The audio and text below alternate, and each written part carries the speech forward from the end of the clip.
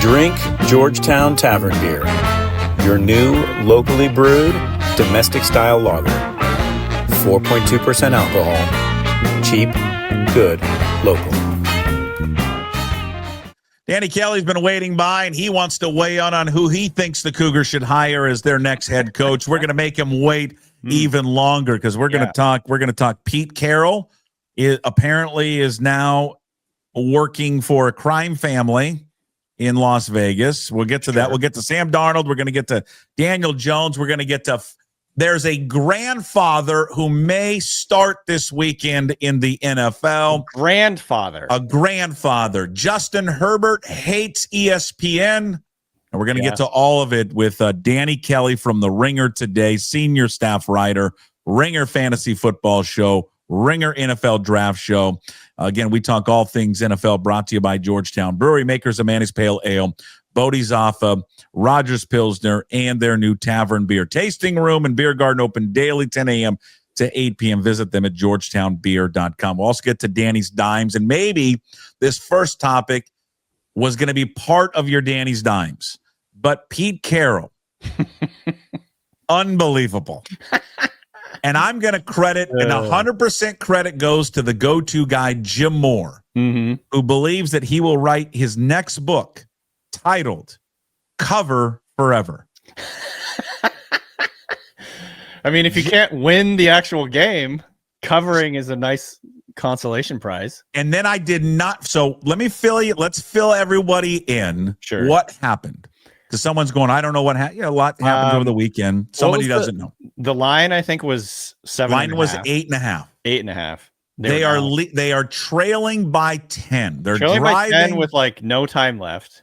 Under like 6 seconds left. They complete a pass to Tyler Lockett over the middle with 4 seconds left. Now the clock should have run out there, but because the defender for the Broncos hit the ball out of Lockett's hands, there was a flag thrown for delay of game, which other people have said was the official also in on it with Cover Forever, Pete Carroll. Because why would you do that? The game's over. There's no reason. Love a good conspiracy. So they, again, can't end on a penalty. 4 seconds left. People are like, all right, he's going to throw it to the end zone. He does not.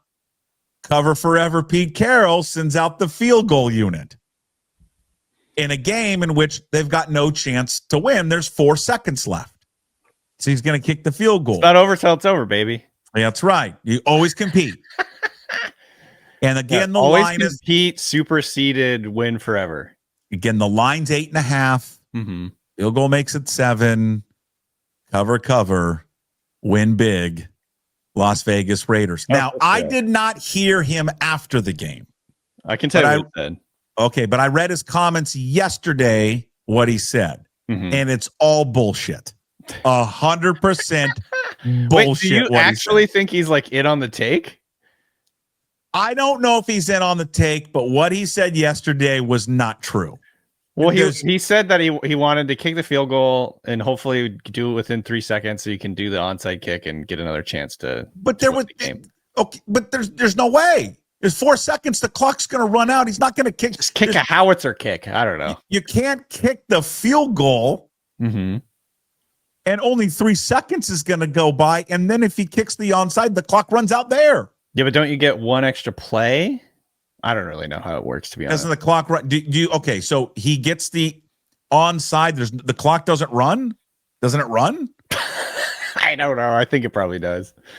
There's no way this would work, but also, what do you like? You want to just give up? I don't know. I kind of am on Pete's side on this. I'm just like, well, what do you want us to do? Just like take a knee? Just no, throw it to the end zone. Just throw it. Yeah, but that's like the same deal. Mary. They're trying to cover. They're getting into the end zone. Yeah, but okay. But when you throw the Hail Mary, people understand that. It looks better. I love that. By did you see the kickers? The field goal? The kickers did the fake the God thing. I guess they have to do that. The kicker was like, okay, I don't know why I'm out here, but he is so full of it. I don't know what he's in on, man. I don't know. Do I think he had money on the game? No. Pete doesn't even know. Pete can't. He wouldn't know how to make a bet. I don't think. I think his weird looking son did, though. I'll tell you that with that stupid ass beard he's got. I just think that I think they're always aware of the line. Number one, I don't believe any of these coaches who tell you that they don't know what the line is. I think they look at it. Maybe it feels better to cover. Well, I think he's like, hey, you know what? I bet you some of our fans had us at 8.5. So why don't we send them home with a little prize? Right. Help pay for the price of admission. Yeah. But when he's like, a hero.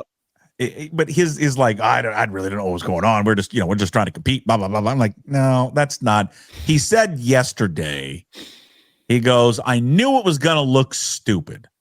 Like you couldn't figure out why we were doing it, said Monday via Ryan McFadden of ESPN.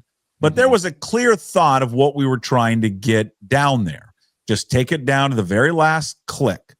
That might not be good enough for you. I understand that, but I think you can see what we were trying to do, but it just didn't work out. Wow. Just ran out of time. He says, I can't bend and twist and go with whatever the public sentiment is, or one person's sentiment for that matter, regardless of who it is. I just can't do that and do my job the right way to the best of my ability. I don't know kind of what that quote is in reference to, but I don't know. I mean, it does. First of all, there's been a lot of stories, right, with gambling and sports lately. Right. This doesn't look good for him. It's not a good look. I also just don't believe that Pete Carroll would be betting on the Raiders. Like, I just don't see that happening. But what if he was? What if it optics comes are out? not good? What if it comes out later? Oh my God, that would be incredible. That he has been betting under some pseudo name like John Schneider. Johnny Schneider. Jody, but with an IE instead of a Y. Right, Jody Allen. And just been making all this money. Or when he gets fired this year, which likely it kind of seems like it's going to happen, he starts working with Brett Musburger at that Vissen spot. And he's like, all right, come on, let's go. Come on, Brett. I got a 3-team parlay this weekend. Woo. Hell yeah. I mean, all those scenarios sound great. There is something like I don't know if the Raiders can afford to fire him. Maybe this was him helping out Mark Davis, who probably put money on. Mark put everything you got on us. I'll get it done. I don't know. Because I just thought of this. There. Did we check? Can someone get video of him on the sideline? Did he ever check his phone while he was on the sideline? Is he placing bets? Because you can do in-game betting there because of the laws in Vegas and the mobile app. So everybody in that stadium, I actually want to see the reaction from the crowd inside that stadium when it goes through and people are on their phone, because you can do in-game betting there inside that stadium. So maybe he was over there and put Brandon with the weird beard and said, "Hey, Brandon, let's put 6 figures on us right here. We'll see if Carlson can kick it through." It's not Brandon. What is it? Isn't it Brandon Carroll? Braden, or it's something like that. Brennan. Oh, Brennan. Yeah, even better. Brennan. Yeah. Weird beard. I like this conspiracy, but I also don't believe it. I mean, on board. Just Pete Carroll, his whole deal is like, we're just going to keep competing to the end and see what happens. Like, if there was 10 or 15, if there was 25 seconds left, they'd kick the field goal and then try and do the onside. So I think he just did what they would have done in any scenario. Like, we got to keep trying. Okay. So you need 2 scores. So with 4 seconds left, he knows the clock is going to expire. You don't think you never know. You never know what happens if he kicks it really fast. So you giving 0% chance that he had some idea what the spread was. 0. Not that he had no idea what the spread was, but I don't think he bet on this game. Okay, I'm not saying he bet on it. I'm just saying, do you think he had any idea what the spread was? And was like, all right, let's screw around with these guys a little bit. Pete spends 6 months in Vegas, and all of a sudden he's embroiled in some gambling thing. We're gonna find out he's got he's got his hand put in some vice grip and getting smashed with a hammer. Yeah, what he did. All right, make a new Ocean's 11 movie about this. Could be. I might have jumped on your Danny's dimes. I'm sure that was right up there. Maybe not. Yeah, that was top of my list. I'm sorry, Danny. You know what? I'll just start with it and then I'll shut up. What does PS stand for, by the way, on your hat? Oh, I'm going to send you that. That's Puck Sports. Oh, sick. You want a hat? I'll give you a hat. I'll give you a sweatshirt too. You want a sweatshirt? Look at that. Of course I do. Yeah, I'll give you a sweatshirt. Of course I do. I love that. Text me your stuff and I'll send it up to you. Oh, that's awesome. Yeah, I obviously should have known what it stood. No, you shouldn't have known. I didn't say anything. I'm on your show. It says PS. It could mean anything. I don't know. What does the Ringer stand for? What is that all about? Is that movie with Johnny Knoxville? That. All right. What else has stood out to you here from this past weekend of the National Football League? Well, we got to talk about Sam Darnold. Didn't play a clean game. However, I came away being pretty happy with how he played in that game. I was a little bit upset at that pick that he threw, especially because it felt like I think he had Kenneth Walker wide open for what would be a first down in the flats, and he decided to chuck it into coverage, which is just kind of what he does. But I will say a couple big positives coming from that game. Seahawks beat Atlanta, obviously. Number one, I thought he bounced back well. That throw that I believe it was to Cooper Kupp. No, maybe it was JSN, sorry, where he stepped up in the pocket and made a really nice play under pressure, scored a touchdown. I thought that was really encouraging. And I also thought, and this is something that we've been talking about, we talked about this a lot last week. We got other guys in the offense. There's other players in this offense that stepped up.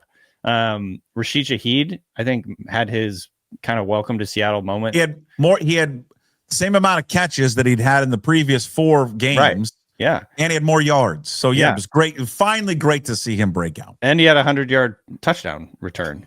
And then Cooper Kupp had a touchdown. I just thought like it was really cool to see the Seahawks finally get some more balance, I guess. Obviously, JSN did his thing. He had 2 touchdowns. He had a great game. But it was really cool to see Rashid Shaheed step up, Cooper Kupp. I still think A.J. Barner is a really important player for them. You know, again, the run game didn't really do a whole lot, but I came away being pretty encouraged with that game, especially considering I was like a little apoplectic early on when Sam Darnold threw that interception. I was just like, God, again, please stop with the interceptions. But overall, I felt great about that. I thought the other thing I wanted to mention here as one of the dimes is Nick Emanwari.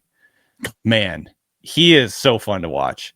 Unreal. I liked him coming into the draft. I thought it was exciting that the Seahawks picked him. There was all these rumors that they would have picked him in the first round, and that's how much they liked him. And I was like, I don't know about that. Like, I don't know if he was a first round player, but he clearly looks to me like a first round caliber player. There was some questions about his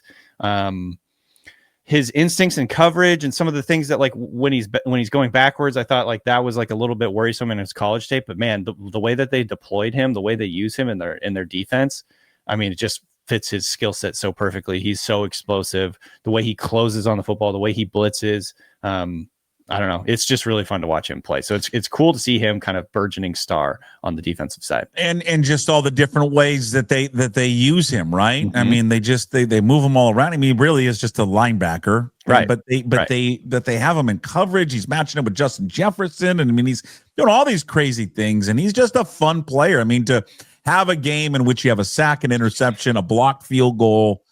He is. There's just so many great young players on this defense, Danny. You get vibes of what they used to be. And I was talking to me, Michael Sean Dugar and I were talking about this. And I even took it a step further that this organization's getting this reputation of being an organization. You go there, it's a defensive minded football organization. And he went back to, the Pete's days. But I'm like, you got to even take it back further than that. I mean, this is early 90s. The hallmark of this football team was defense. They won 2 games. Kennedy. And they had Cortez Kennedy was the defensive player of the year. You go back even further, you're an old fart like me at 50. Like, I remember those teams in the 80s, and they were defensive-minded football squads with Jeff Bryan and Joe Nash and Jacob Green and Kenny Easley and those guys. I mean, they were great. And so it's always kind of had that. You're seeing this next wave of young talent come in. With a very good football coach in Mike Macdonald. You're right. There's so many favorite football players right now running around. Ernest Jones and Leonard Williams, and even though Leonard's not young, but Witherspoon had a great game. Yeah, Witherspoon's all over the place. I mean, yeah. and I know like there's moments in this game where I'm like, man, these guys are just. And I think Woolen actually got one, but every time they make a play, they're just begging the refs to throw a flag because they're going up in the opponent's face and like taunting them and stuff like that. But I think ultimately that's a good thing because these guys play with an edge. They play with an incredible amount of intensity. I think that's why you went out and got a guy like Witherspoon so high. Is because of the intensity which he plays, and it's like, it's contagious on what they do with what they do. There's stats flying around this year that I think are really, really telling about the defense, and it is basically right now the Seahawks are second. I'm looking at Pro Football Reference. Seahawks are second in pressure rate, almost 30%, and they are, let's see here, like 8th to last in blitz rate. So this is like the ideal what you're looking for on defense. They only blitz 19% of the time, and they have a 30% pressure rate. Getting pressure with 4 has always been the skeleton key for defense. Let me ask you on that one. And I think I don't know the answer to this. So when because they will show different coverages in how they blitz or what they send as their 4. Right. It's just not the 4 guys that are on the D line that are going. Right. Sometimes it's only 2 of them, but then it's a corner that's the 3rd guy and maybe a linebacker, and then they're dropping the other 2s. So when they look at that stat and they say their blitz rate, they're only just count. The 4 doesn't matter who the 4 are, right? Right. Okay, yeah. So basically, a blitz is if you rush 5 or more. Okay. I want to clear that up because they are doing it. Yes, they're sending 4, but it's not the same 4 every time. It's not like how Seattle used to do it under Pete Carroll, when it was just the defensive line was the only guys that went after the quarterback because they never blitzed under Carroll ever. And you see that. So, and what that does on a defense, and obviously this is like not a new idea. This blitzing with 4 guys and dropping guys into zones, like that's been around forever. But you do kind of have to have, the right combination of players to do that. I think the Seahawks, they have, like pass rushers that can also drop. They're athletic enough to drop into space. They're athletic enough and have the awareness to, get to their spots, get to their marks, and kind of keep an eye on the routes and everything. So like it takes a little bit of, you have to have versatile players on the first 2 levels. And obviously having like a safety like Emin Wari who plays like a linebacker, he can rush the passer. He's not necessarily a pass rusher, but he's explosive enough to close on the quarterback. And what it does is obviously it's confusing for a quarterback, but it's also very confusing for an offensive line who they have they have to kind of figure out who to block. That's like a huge part of it. And if you're bringing pressure from some different angle every time, it makes it very hard on the offensive line to basically get guys blocked. And so that's why when you see somebody jump into a passing lane and pick off a pass, like for the Seahawks, that's usually what's happening is like he's, and you see before the snap happens, you have 5 or 6 guys, 7 guys sometimes on the line of scrimmage. They call it like sugaring the A gap. So you have like 2 linebackers come up and stand on each side of the defensive tackle. And then you have an offensive line who says, okay, well, we have to block 5 guys. We have to block 4 or 5 guys. And then you have the running back who's like responsible for somebody. And so like when you bring pressure from different angles and you drop guys out, it just, again, it's very confusing. And when you have an offense that's thinking rather than sort of just playing fast, that's what you're looking for. And so I think that's kind of like the key to it. I don't honestly like know what Macdonald does that's so much more difficult than every other coach that's tried this in the past. I think he's got some sort of secret sauce in terms of his play calling and how he does it.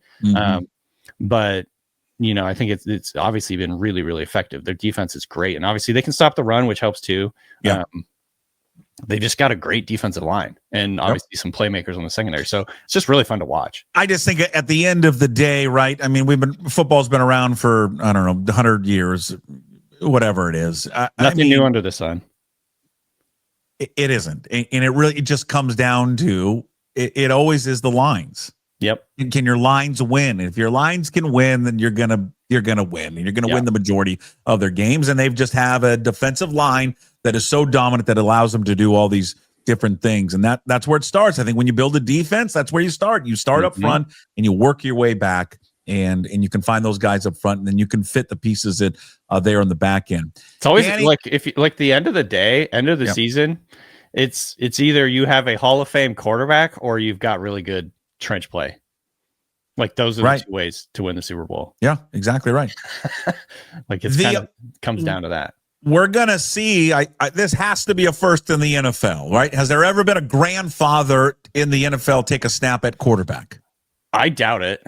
I mean, I honestly don't know if that's a stat that people keep. Does like Elias or NFL Research keep that stat? Well, someone's gonna have it. They're just sure. There has to be. So Phillip Rivers, for people who don't know, it's been reported he's going to unretire and he's going to sign, or he has joined the Colts practice squad, and likely I'm going to assume is going to be active on Sunday, depending what the status with Riley Leonard is, because Riley Leonard injured his knee in the last game.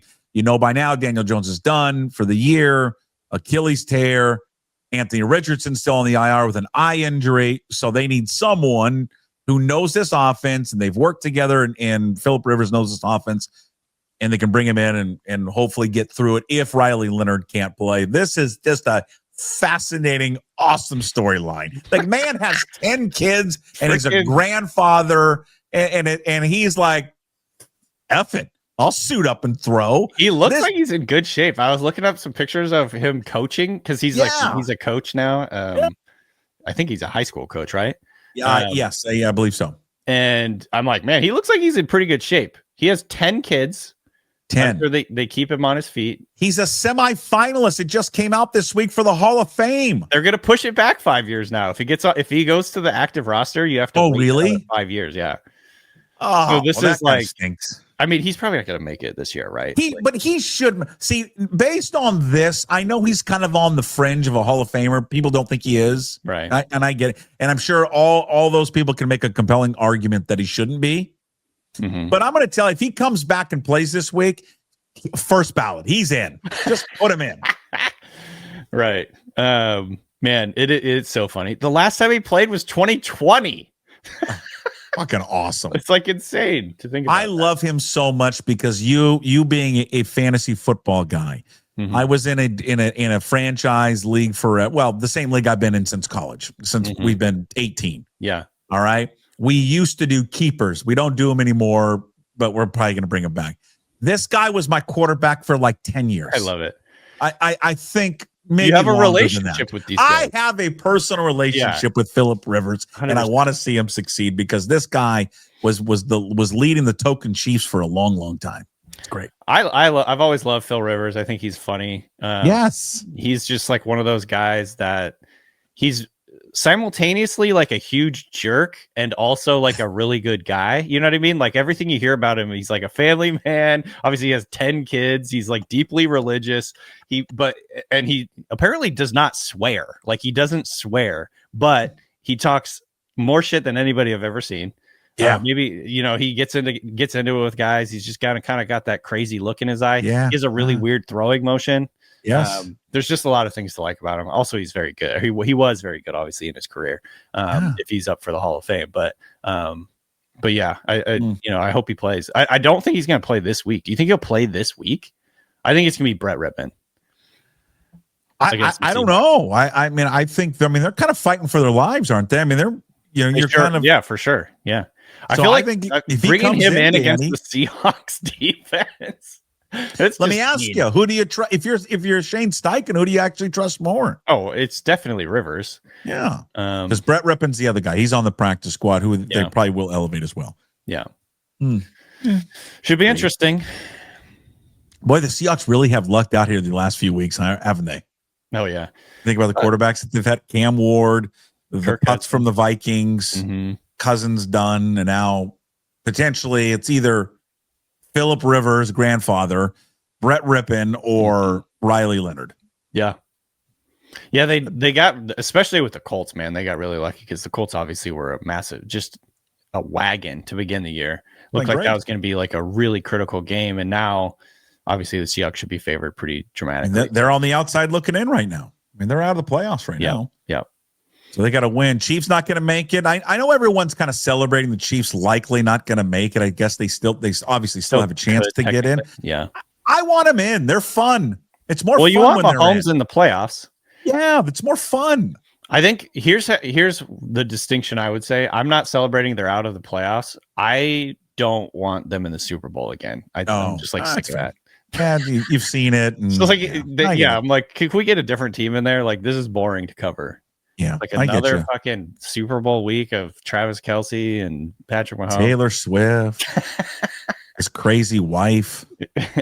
That's my personal rooting interest as someone who doesn't care about the Chiefs from a personal point of view. I'm just like, it's not exciting to have the Chiefs in the Super Bowl every single year.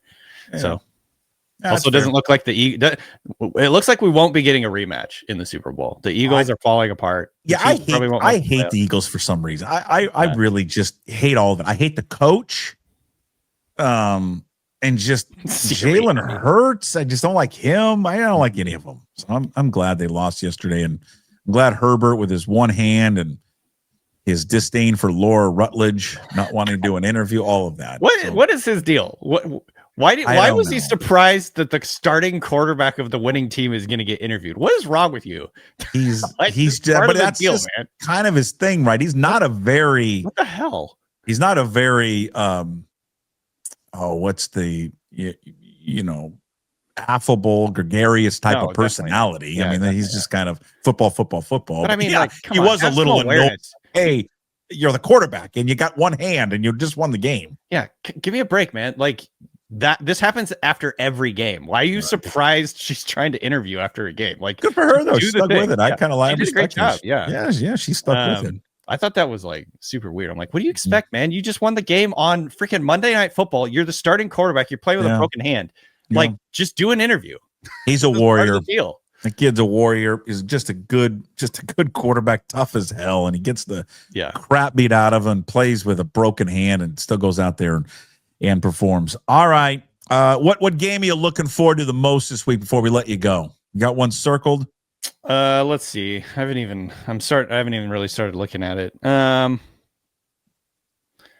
I mean, Lions Rams stands out. That game should be really good. Broncos Packers is also a very good one. We need the Broncos and we need the Lions. Yeah. And then Bills Patriots should be a fun one too. Yeah. It's going to be interesting to see if the Patriots are like actually real. Like how good are they? Right. Yeah. Like how legit are they? Right. Yeah. Because they're dogs at home. Buffalo's favorite in that game. Yeah. Interesting. Cover Forever's taking the Patriots at home.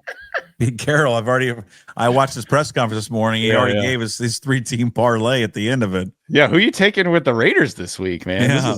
Who am I taking with the Raiders? I'm taking the Raiders plus the points. And I can't wait. They're playing the Eagles. Oh, Cover Forever has in store for this game. Totals 38.5. Start watching what he does at the end of that game if the total's in question. He's under a microscope now, Danny. Yeah. Puckett, you're not gonna let him get away with this. No. Well, no, I respect him. I mean, whatever. Gamble. Bet your life away. Keep you out of the Hall of Fame when they find out, Danny. All right. Tell everyone where they can watch and listen to you this week. You're everywhere there on The Ringer. Everywhere. The Ringer Fantasy Football Show, which is 4 times a week. Sunday, Monday, Wednesday, and Friday. And you can find us wherever you get your podcasts. You can also find us on YouTube. And soon you will be able to find us on Netflix. That's right. Can't wait. Very excited. And that's coming January, around the corner. Sometime. I'm not sure exact date yet, but great. Can't wait. Thanks, Danny. Appreciate it as always. We'll see you next week. Thank you.